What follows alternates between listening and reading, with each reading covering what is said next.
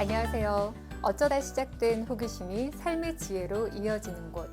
오늘도 어쩌다 떠오른 질문 하나, 어쩌다 Y 시작합니다. 여러분 요즘 이런 말 자주 하지 않으세요? 나 왜 이렇게 피곤하지? 오늘은요, 왜 우리는 이렇게 피곤한 걸까? 이 질문에서 이야기를 시작해 보려 합니다.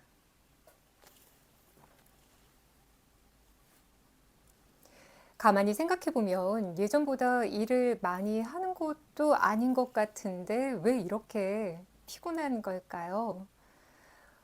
몸이 아파서 그런 것도 아니고 잠을 못 자서만도, 잠이 부족해서만도 아닌 것 같은데 이상하게 뭔가 쉬어도 개운하지 않고 피곤한 그런 느낌. 요즘 제가 그렇거든요. 여러분은 어떠세요? 뭔가 저녁만 되면 그날 하루 종일 많이 뭔가를 한 것 같지도 않은 날인데도 멍해지면서 이렇게 막 지쳐있는 그런 날 없으신가요? 몸은 쉬고 있는데 이상하게 생각은 계속해서 막 머리는 돌아가고 있는 그런 느낌. 네. 그래서 문득 이건 몸의 문제가 아니라 뭔가 생각의 피곤함이 아닐까라는 생각이 들었습니다. 얼마 전 신문을 읽다가 현대인의 피로는 노동량보다는 인지 과부하에서 온다라는 기사를 읽었는데요. 제가 한번 봤더니 저의 일상과 너무 맞닿아 있더라고요. 그래서 이걸 우리의 일상생활에 비유해서 좀 설명을 해드리면 여러분도 도움이 되지 않을까라는 생각이 들었습니다. 네, 이 피곤의 핵심 세 가지 원인은요. 결정 피로, 멀티태스킹의 착각, 감정 정보의 과잉이었는데요. 인지 과부하라는 말 대신 우리의 일상을 떠올려 보면은 왜 피곤한지 그 이유를 좀 더 선명하게 알 수 있습니다. 첫 번째는 결정 피로입니다. 아침에 일어나면 옷을 뭐 입을까라고 고민을 하고요. 그리고 커피를 마실까 말까도 고민하게 되고 또 밤새 무슨 일이 있었는지 뉴스를 클릭하는데 이거 볼까 말까 아니면 이 뉴스의 댓글까지 볼 것인가 말 것인가 정말 그 짧은 시간에 우리는 굉장히 많은 결정을 내리게 됩니다.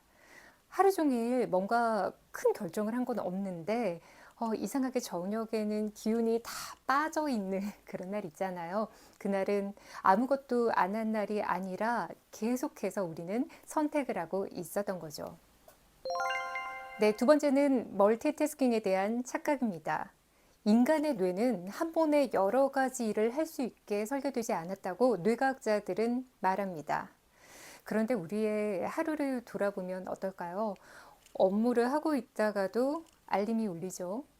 그리고 또 힘들게 일로 돌아오지만 또 여러 메시지들에 계속 일은 끊어집니다.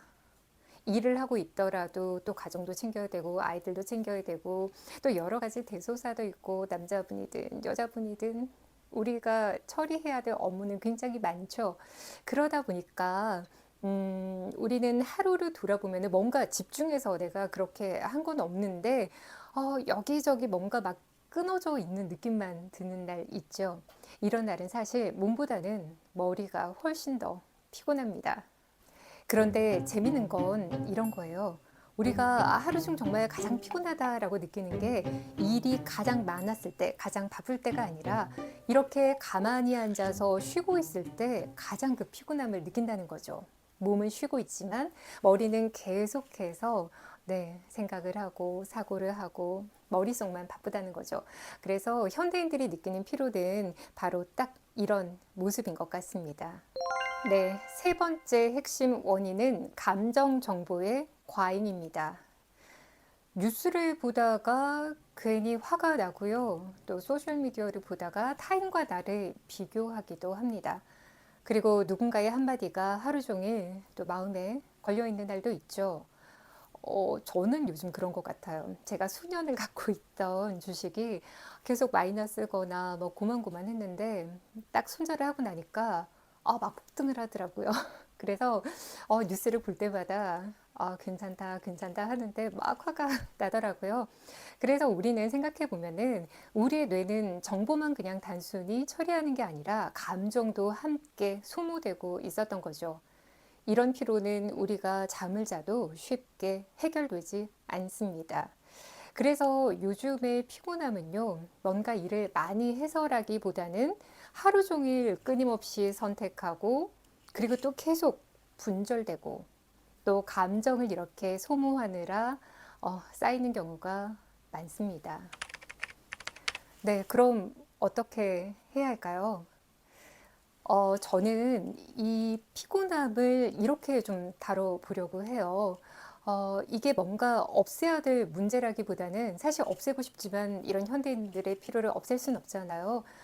내가 좀, 내 몸을 점검하라는 신호로 받아들이고 있습니다. 요즘 내가 굉장히 좀 과부하구나. 아니면 내가 결정해야 될 일이 많구나. 이런 식으로 내 자신을 한번 되돌아보는 계기로 저는 생각을 하고 있습니다.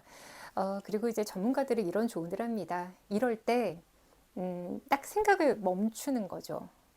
근데 쉽진 않죠. 생각을 어떻게 멈춰야 될까? 대단한 건 아니고요. 쉽습니다.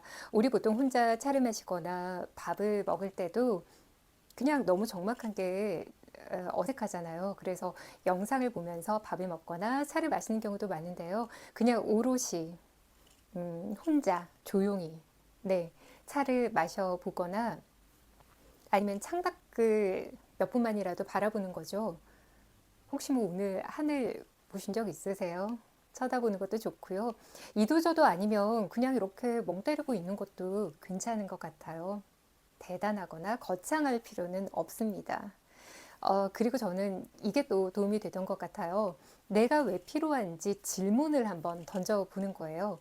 오늘 하루 나는 왜 피곤했을까?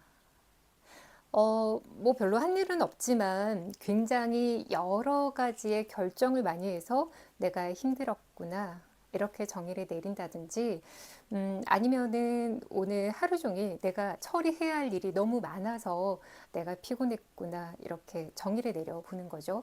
이게 왜 도움이 되냐면은 인간의 뇌는 뭔가 애매모호하고 잘 모르는 것은 위험한 것으로 간주하게 이렇게 발달이 되어 왔습니다. 그래서 이 피로함의 원인을 알지 못하면 계속 나에게는 해결할 수 없는 위험한 존재로 남아 있는 거죠.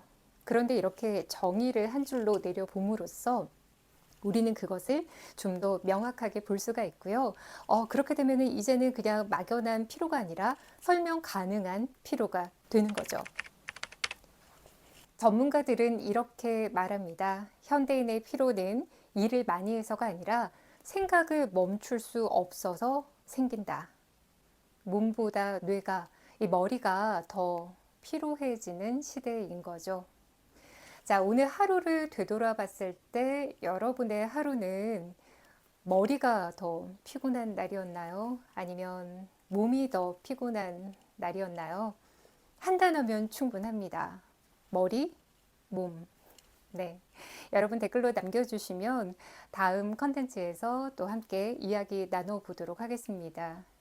어쩌다 와이 함께 해주신 여러분 고맙습니다. 지금까지 범어동 이교수였습니다.